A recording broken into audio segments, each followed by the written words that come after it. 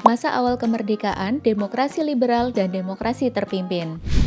Indonesia merdeka pada tanggal 17 Agustus 1945 yang ditandai dengan pembacaan teks proklamasi oleh Insinyur Soekarno. Sejak saat itu, Indonesia masih terus berjuang untuk menjadi negara yang berdaulat seutuhnya. Perkembangan di bidang politik, ekonomi, sosial, dan budaya, Indonesia kemudian dibagi menjadi 4 masa berikut. Di video bagian pertama ini akan dibahas kondisi di masa awal kemerdekaan, masa demokrasi liberal, dan demokrasi terpimpin.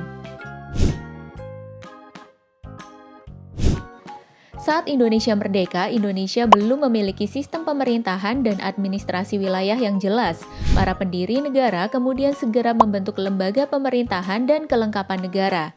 Dalam hal ini, PPKI menyelenggarakan rapat dan menghasilkan beberapa keputusan. Di antaranya pengesahan UUD Negara Republik Indonesia 1945 dan pengangkatan Soekarno sebagai presiden dan Muhammad Hatta sebagai wakil presiden. Kondisi ekonomi Indonesia di masa awal kemerdekaan masih belum stabil, salah satunya karena inflasi dan blokade laut yang dilakukan oleh Belanda. Blokade laut ini menutup pintu keluar masuk kegiatan ekspor-impor Indonesia. Dalam rangka menghadapi permasalahan ekonomi tersebut, pemerintah melaksanakan program pinjaman nasional dan upaya diplomasi. Meskipun telah merdeka, Indonesia masih berjuang mempertahankan kemerdekaan karena Belanda ingin kembali menguasai melalui agresi militer. Pemberontakan dari dalam pun juga terjadi, misalnya pemberontakan PKI Madiun tahun 1948 dan pemberontakan DI atau TII yang ingin mengubah bentuk negara Indonesia. Belanda akhirnya mengakui kedaulatan Indonesia secara utuh kecuali Irian Barat pada tanggal 27 Desember 1949. Setelah pengakuan kedaulatan, Indonesia berubah menjadi Republik Indonesia Serikat atau RIS yang terdiri dari negara-negara bagian. Namun, bentuk negara RIS ini ternyata tidak sesuai dengan cita-cita persatuan bangsa Indonesia. Akhirnya RIS dibubarkan dan bentuk negara kembali menjadi Negara Kesatuan Republik Indonesia. Indonesia kemudian memasuki masa demokrasi liberal atau parlementer. Pada sistem ini, Perdana Menteri yang berkuasa memimpin kabinet, sedangkan Presiden hanya sebagai lambang kesatuan. Landasan hukum yang digunakan adalah UUD sementara 1950. Kondisi perekonomian Indonesia saat itu masih mengalami banyak permasalahan. Di antaranya adalah tingginya jumlah uang yang beredar dan meningkatnya biaya hidup. Salah satu upaya yang dilakukan pemerintah adalah kebijakan Gunting Syafruddin, yaitu memotong uang yang bernilai Rp5,0 ke atas hingga nilainya tinggal setengahnya. Melalui kebijakan ini, jumlah uang yang beredar dapat dikurangi. Perkembangan politik pada masa ini ditandai dengan beberapa peristiwa penting. Pertama, penyelenggaraan Konferensi Asia Afrika di Bandung yang salah satu tujuannya adalah memajukan kerjasama antar negara-negara Asia Afrika. Lahir juga sebuah gerakan non-blok yang tidak memihak pada salah satu blok atau kubu dalam Perang Dingin.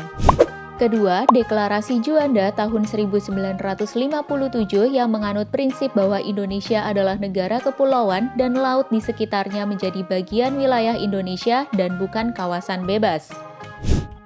Selanjutnya, penyelenggaraan pemilu pertama pada tahun 1955 yang menjadi tonggak awal demokrasi di Indonesia.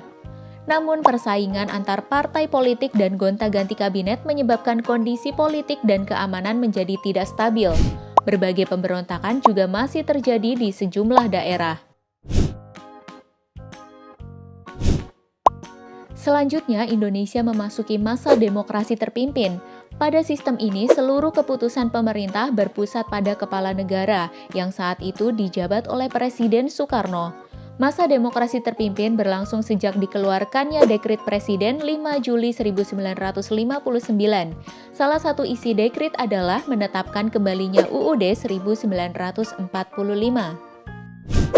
Sekian tahun berlalu sejak pengakuan kedaulatan Indonesia, Belanda masih belum menyerahkan Irian Barat kepada Indonesia. Berbagai upaya diplomasi dan konfrontasi pun dilakukan. Puncaknya, Presiden Soekarno mengumandangkan Trikora atau Tri Komando Rakyat untuk membebaskan Irian Barat dan mengirim pasukan. Hal ini memaksa Belanda untuk melakukan perundingan. Akhirnya, melalui penentuan pendapat rakyat atau Peperat, tahun 1969, Irian Barat berhasil menjadi bagian dari Indonesia. Pada masa demokrasi terpimpin terjadi penyimpangan terhadap UUD 1945, di antaranya pengangkatan presiden seumur hidup, pembubaran DPR hasil pemilu, dan pengangkatan MPRS oleh presiden yang seharusnya dipilih melalui pemilu.